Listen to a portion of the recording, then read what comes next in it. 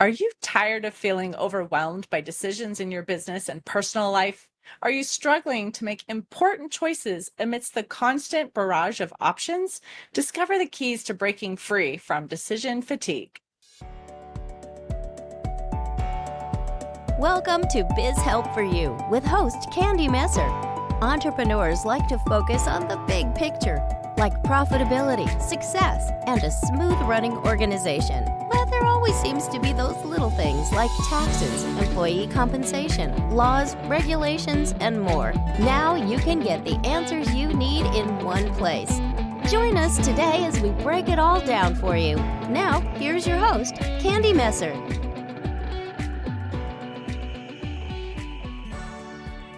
Hello and welcome to Biz Help for You with Candy Messer. Thank you for joining me today. If you missed my last episode and would like to listen to the show, links can be found on my social media pages as well as multiple favorite podcast platforms. And if you'd like to receive notifications on when my podcasts have been uploaded, please like and subscribe. Let me tell you a little bit about my guest today. Paul Epstein has spent nearly 15 years as a professional sports executive for multiple NFL and NBA teams, a global sports agency, and the NFL League office, where he has broken every premium revenue metric in Super Bowl history, opened a billion-dollar stadium, and founded the San Francisco 49ers Talent Academy, where he became known as the Y Coach. So, Paul, welcome to the show. Oh, thanks so much, Candy. Fired up to be here.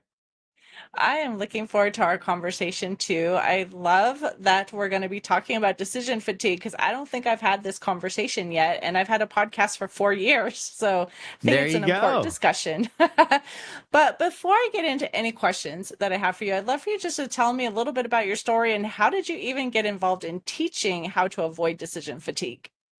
For sure. Well, as they say, the best teachers are also lifelong students and learners. And so when I write a book like Better Decisions Faster, it's because I've hopefully figured some things out through both making great decisions, but also making horrible decisions and everything in between. But the key is, can we lean in to the things that didn't work out? And can we learn and grow and iterate and evolve and adapt? And that's really where I've taken a tremendous amount of pride in.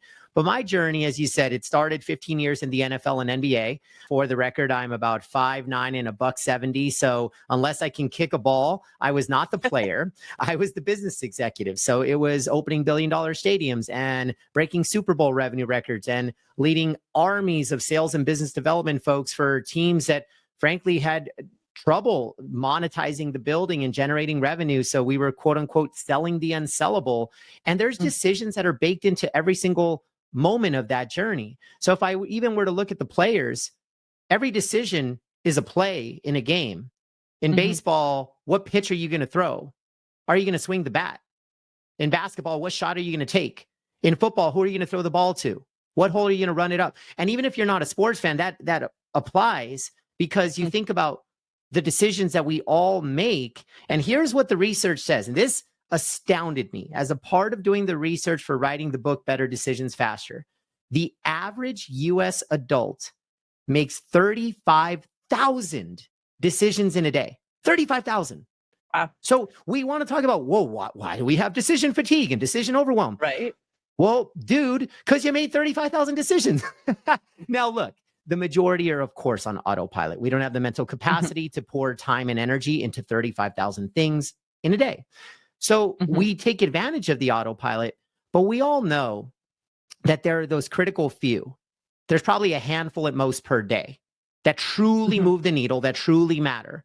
And if we were to audit our past and zoom out, we could easily land on the quality of our decisions is the quality of our business, is the quality of our work, is the quality of our life. Audit your relationships, audit your health, audit your working career. And it's the decisions you made or didn't make, for better or worse. And here we are. And so I wrote the book to create a process and a system, because if there's such high stakes around decisions, if there's such high consequence and such high value, I always ask people, so what's your system? What's your process? Like, how do you make decisions? And most people look at me with a blank stare because they don't have one. Other people say, well, logic or emotion, and they lean one way or the other, which of course good, but then you have a blind spot if you go too far. Mhm. And then other people talk to me about some matrix and risk reward. And I'm like, dude, you just confuse the hell out of me. And how the hell do you coach this to your team or your small business if it's so I wanted to create something simple, practical, accessible. And through all of my professional and life experiences today, I landed on what I now call the head, heart, hands equation. That's the how to, and that's the application method of how we make better decisions faster. And I'm happy to unpack it, but that's really how the journey teed me up for releasing not only the book, but more importantly, just giving people a scalable solution on how they could overcome that decision fatigue and overwhelm every single day in their life. Right. Well, obviously, if we hear head, heart, hands, like we have a concept of that just from hearing the words, but I would love for you to go a little deeper on what does that really mean in terms of your process?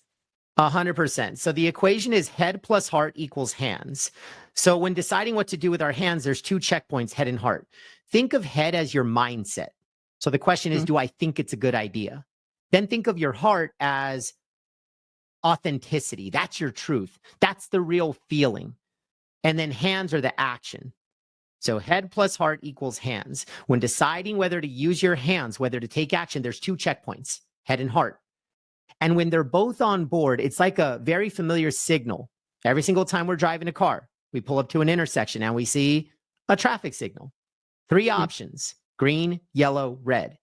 And when you see that light, you know exactly what to do. Green is go, red is stop, yellow is assess, right? How far am I? How fast am I going? And all of that. And we all make different decisions in the yellow. And that probably is the messy middle. And I think of this equation in a very similar way. When your head and heart are on board, that's a green light to take action. When neither is on board, it's a red light. Either stop doing it or don't do it. And then where only one of the two, head or heart, is on board, that's a yellow light. So I wrote the book to fill our business and life with more green lights.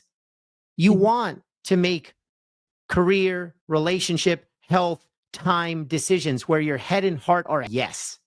As they say, if it's not a yes, it's a no. And as a small business owner, which I know we have a lot in your community, I mean, this is all about those decisions. And imagine if every single person in your company, whether it's 4 people or 40 people or 400 people, imagine if they all felt like working on your team was a green light.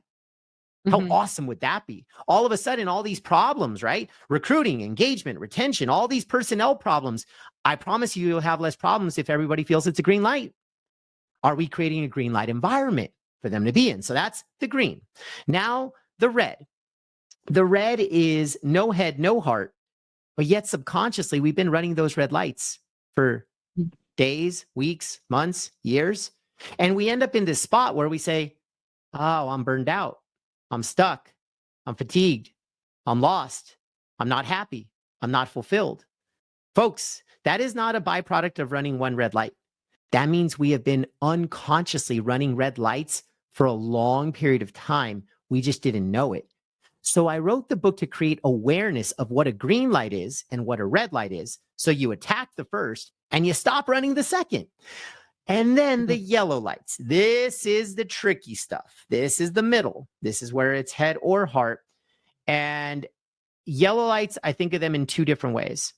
We've all been here where our head is on board and our heart is not. Let's assume if I run a business and I've got a sales executive and they sell a lot of widgets. They're very good at what they do, but maybe they're toxic in the team. We've all been, if we don't manage that person, we've been around that person. They're very good at their job. And trust me, in the sports world, this is equivalent to saying the best player on the team ain't very good of a teammate, but they help you win games. And in a short game like sports, sometimes it makes sense. Business, where it's a long game, it almost never makes sense. You bleed through months and years of having that person around, but the scoreboard looks good.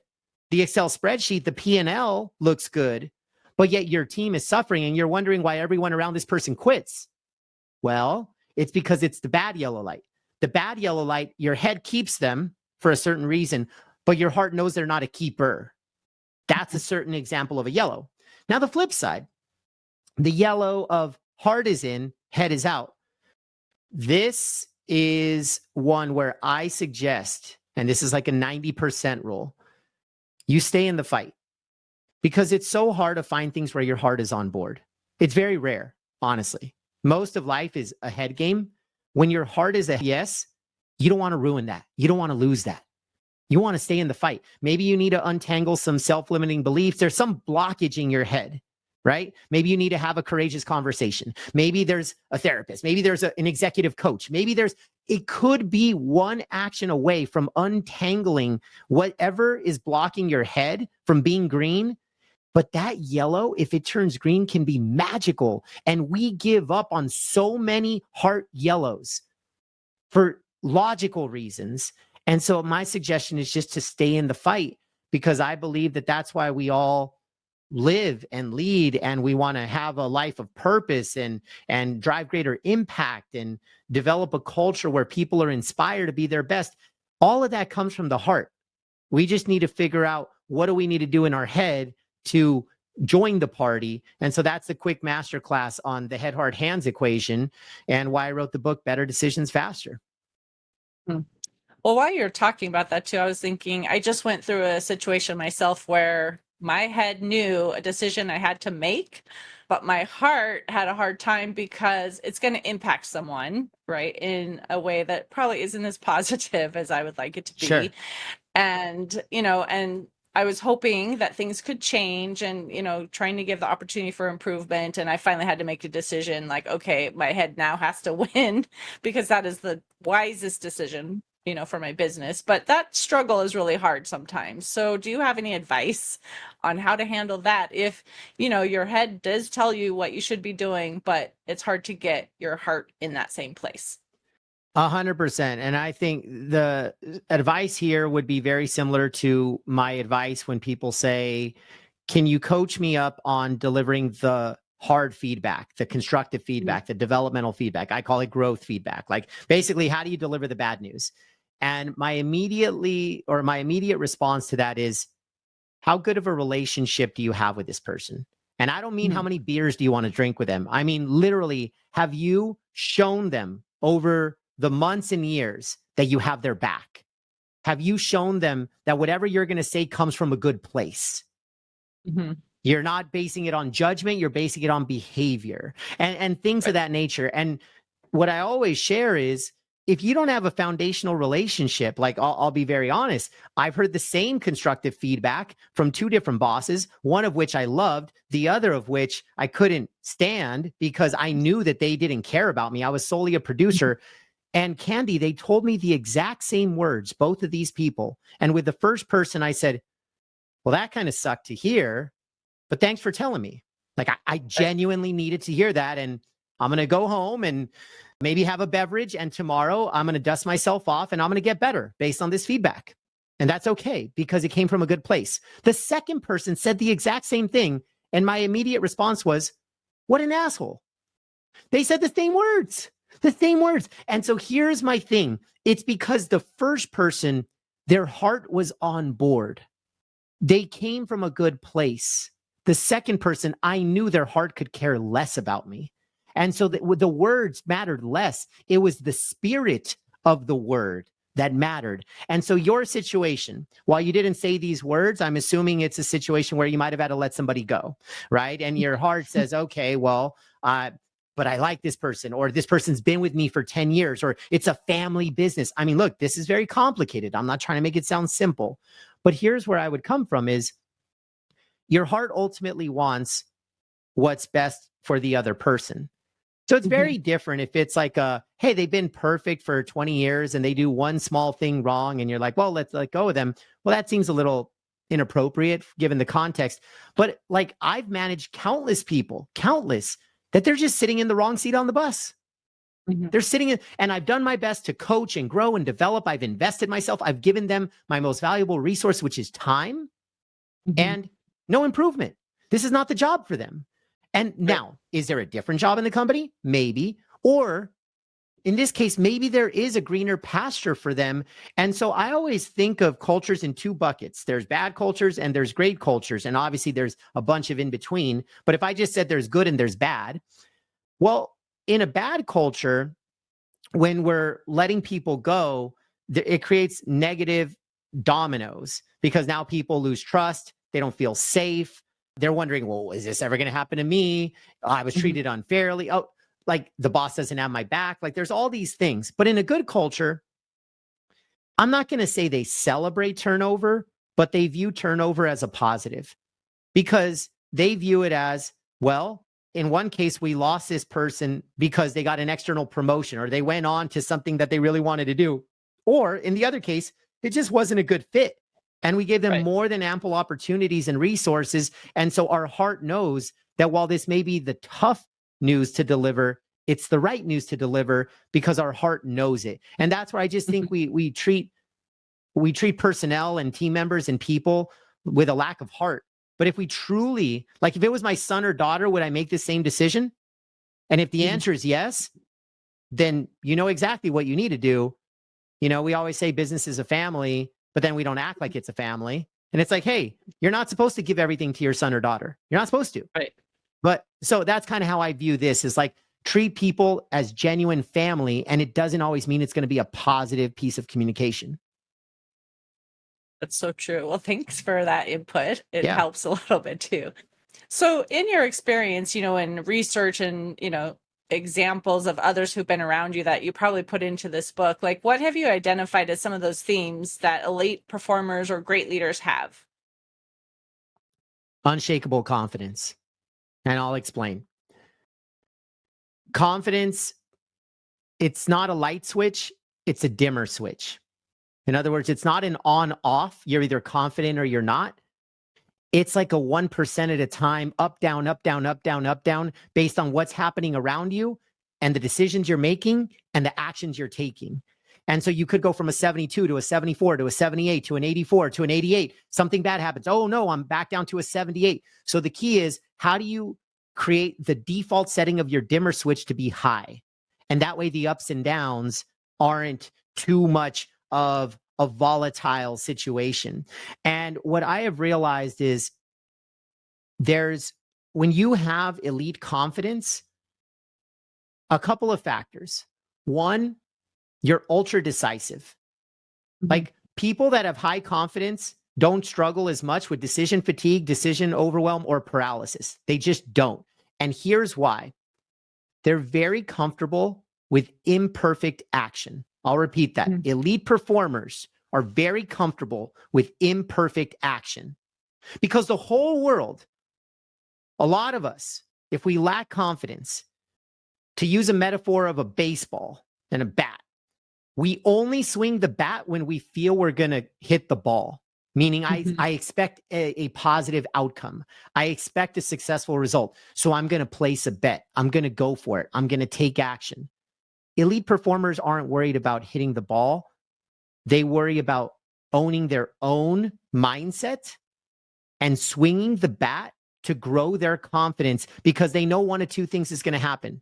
They're either going to be successful at it, they hit the ball, and if they missed, they will obsess on getting better and growing and developing and learning and evolving and iterating, all the things that I started talking about. So there's decisiveness, there's comfort with imperfect action. And so when I coach people, because if you think about it, and I've coached everyone from Olympians to NFL players to Fortune CEOs and high growth founders and everybody in between. And there's a through line. There's a through line. They are not focused on what has already happened. They solely focus on what is in front of them. So if yesterday was a bad day, they won't have 2 bad days in a row because it happened. They can't change anything about yesterday. So why invest mental energy into it? On the flip side, if yesterday was a good day, they know that today it's a reset button. So they need to humble themselves to go back down to ground zero and then have another winning day and then another winning day. And if they lost a certain day, they always have the power of a reset button. The formula that I coach to people is, this is how we build unshakable confidence. Confidence equals values times action. Repeat that. Confidence equals values times action. The multiplication is how consistently you do it. So show me a person that takes consistent action on their values. I will show you a confident person. And so the exercise is you choose one word, one value. You could literally Google, if you don't know a core value of yours, Google top core values, choose one word, lock in on that word. And once a week, it takes 1 to 2 minutes. So like a 5 to 10 minute time commitment over a month. Nobody has a time excuse. You journal. I will live my value of blank by blank. The first blank is your value. The second blank is an action. So I will live value X by action Y. I'll give you two examples. Let's say you chose joy as a value. So you would say, I will live my value of joy by cooking my favorite meal. Cool. Super simple, small, anybody can do it. Now let's raise the stakes. Let's say you chose courage. Your core value is courage. I will live my value of courage by having that challenging conversation that I've been putting off. And that's you're not having the conversation because Paul said, you're having that conversation because courage is a core value. And here's what we know about habit formation. And this is why New Year's resolutions never work. We don't stick with them long enough. We don't have a process. We don't have a system. It's all head, no heart. It's a lot of reasons, but primarily we don't stick with them long enough. And habits form in 3 to 4 weeks. So what I'm guaranteeing people is if you were to do this exercise for 4 weeks, so you get past the threshold of when habits will form, do this journaling exercise. I will live my value of courage by action X, then action Y the next week. And you just do one action each week. You do it for 4 weeks. That's how you build unshakable confidence. At that point, you internalize it, you build muscle memory, and people that take consistent action on their values build unshakable confidence. And that's what elite performers have in common. Well, while you were talking about that too, I was thinking, even if you're making this progress that is not perfect, right? You know, there's going to be some times that maybe you don't reach the success that you thought you would, or you have an outright failure, but at least you're taking a step forward and you're not just sitting back and just kind of letting life happen. You are making those decisions. And it's one of those things, like you said, that we have all these decisions that are being made, but that's one of the ones we could be focusing on too, is like, I'm going to take this step and make a decision, and whether it happens the way I think or not, you know, the outcome, at least I've done something. Yeah, I think that's the classic live by design versus drift by default. The majority of the world is drifting on default, but the elite performers and the best business owners and the best entrepreneurs, they live and lead by design. They're aware, they take ownership, they inspire an ownership mindset in others. They have intention in their actions, in their decisions. So I always say awareness, ownership, and intention are the table stakes of life. Show me a person that does those three things, like they're going to be winning, because that's EQ, right? Like EQ is an awareness game. Ownership means like no victim mentality is allowed. Like it's just life's too short. They never win. So why do it? Why be around it? It's unproductive. It's unhealthy. And then intention is all about living and operating by design, not drifting on default. Because Candy, you know this, everybody listening to this likely has a business plan, likely. And if not, I hope it's 100%, okay? But let's say 100% or close to will have a business plan. How many people have a life plan? And that's the Good gap. point. That's the gap. If you're going to have a business plan, business is nothing more than a part of your life. Work is nothing more than a part of your life. And so create a life plan. And if you're an entrepreneur, business is going to be a very big percentage of A, what's important to you, B, what feeds your family, and like all these things. It gives you purpose, like all these wonderful things. It's how you help people. It's how you serve people. I love that. And there's more to life, but that's very important versus if you're just a paycheck collecting employee, like I could argue like work might be a smaller piece of your life. And that's your choice. That's fine. But knowing who we're talking to here, I would just say like, if you're going to have a business plan, have a life plan. And how do you design that? And that when I coach people, that's exactly what I do. I help them create a life plan, and I take the shame away from this whole work-life balance thing, because I just think it's BS. Like they're not going to balance out. You're going to work more hours than you do anything else. So let's not call it balance. It's work-life integration. It's work-life harmony. And how can you create harmony and integration amongst all the different areas of your life that are important? 3 areas, 4 areas, 5? That's a life plan. And are you living it by design? And is that something that someone could just sit down and do on their own, or really is there maybe somebody they should talk to that helps them guide them to make these decisions or put this life plan together? It's a great question.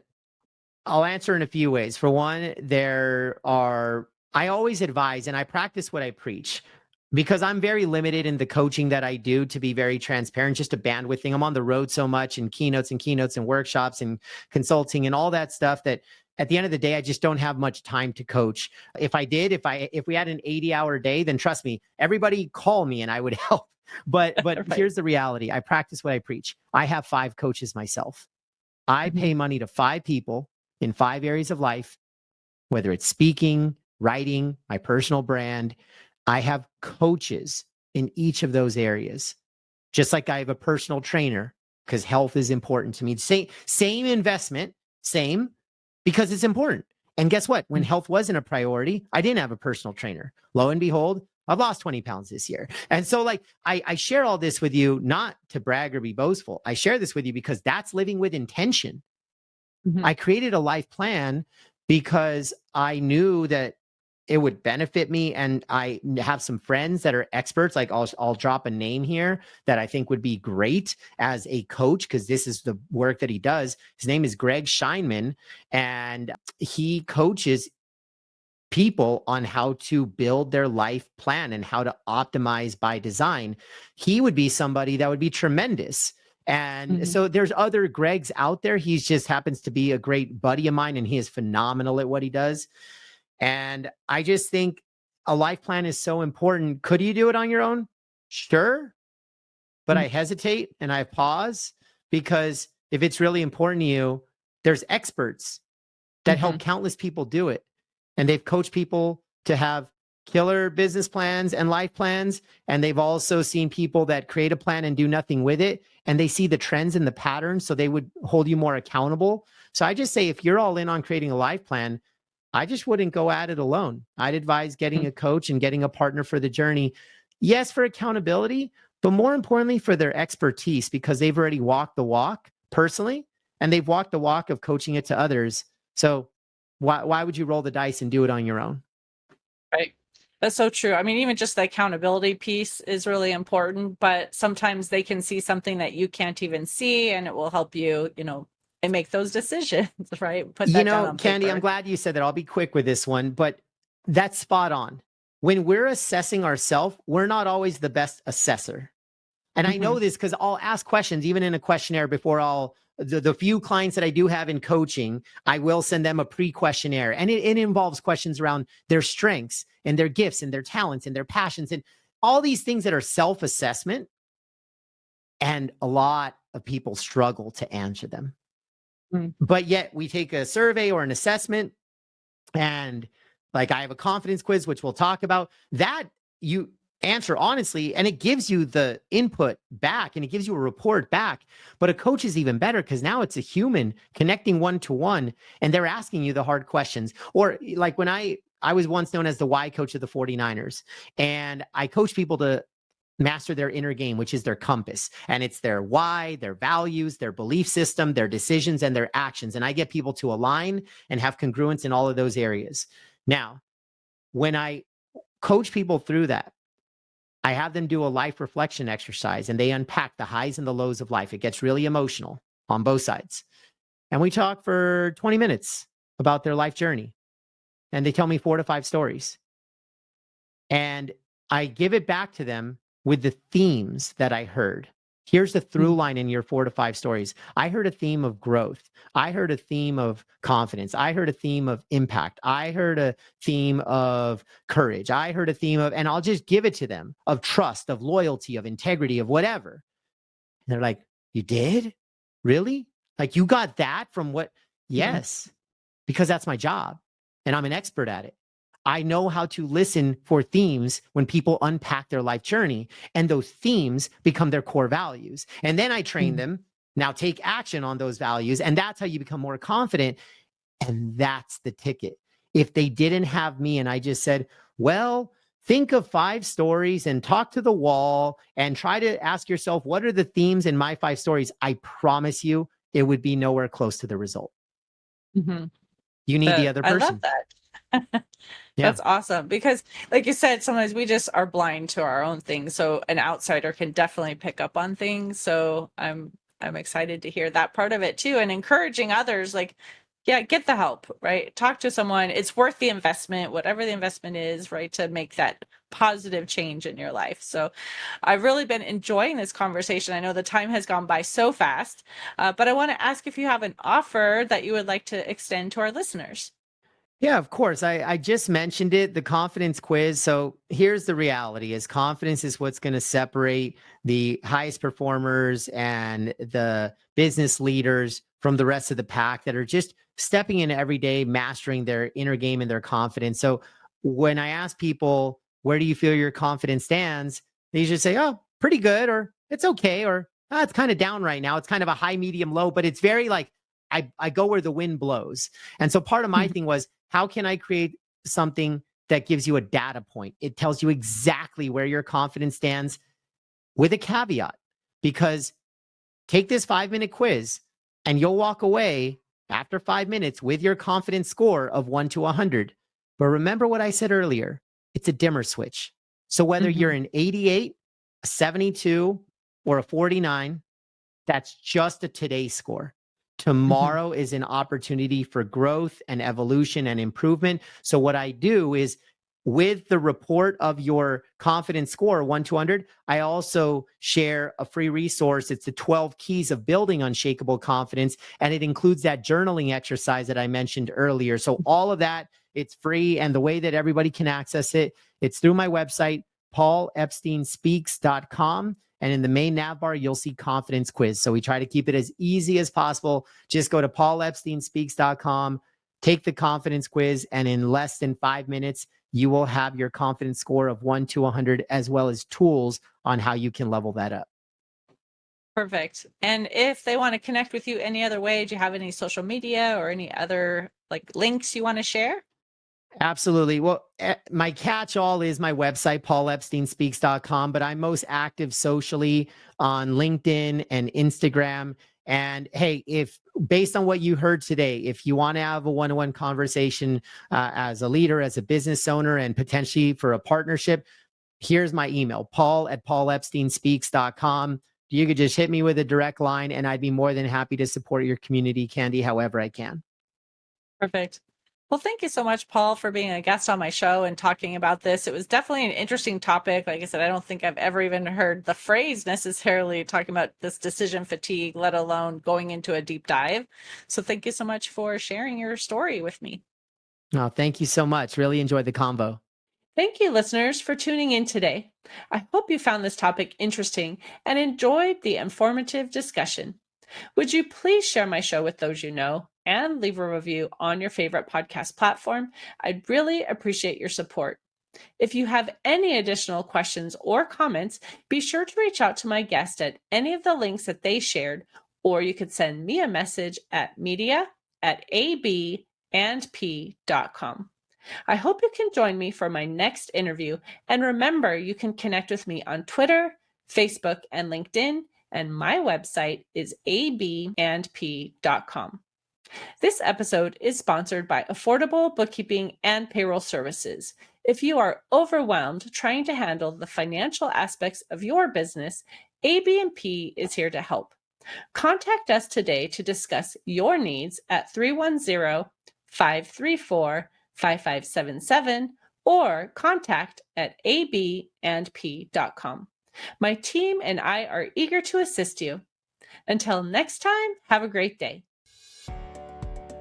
Thank you for listening to Biz Help for You. Please join your host, Candy Messer, again next time. Have a terrific day.